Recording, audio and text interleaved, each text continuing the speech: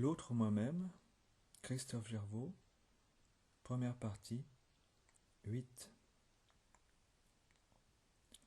Au soir de cette nuit qui s'ouvrait large et dense, ils s'étaient joints l'un à l'autre, rejoints après la peur, l'attente, l'épuisement de la peur. Un geste avait suffi, ébauché l'un vers l'autre, qui déchaîna la peur en rafales d'amour. Ils s'étaient caressés d'un souffle saturé de chacun des instants où le désir n'affleure qu'au dehors de l'absence. Leur étreinte était forte de chacune des heures vécues dans l'ignorance, l'un de l'autre, de chaque heure incertaine.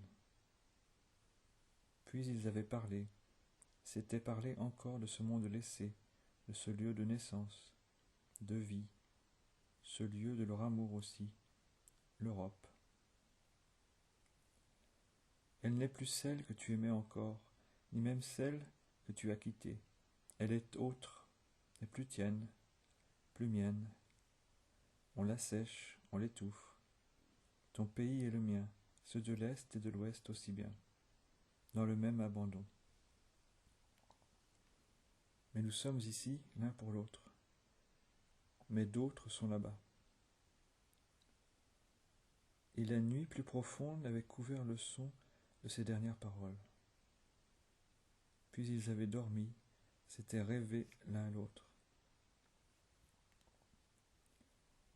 Quand il s'est attendri, le jour bleu du matin a éveillé l'un d'eux.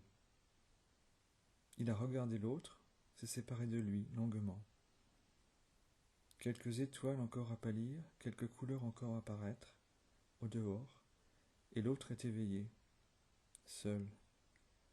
Il n'attend pas de tout comprendre pour sortir de la chambre et savoir qu'il est seul, dans la lumière en crue. Alors, la peur.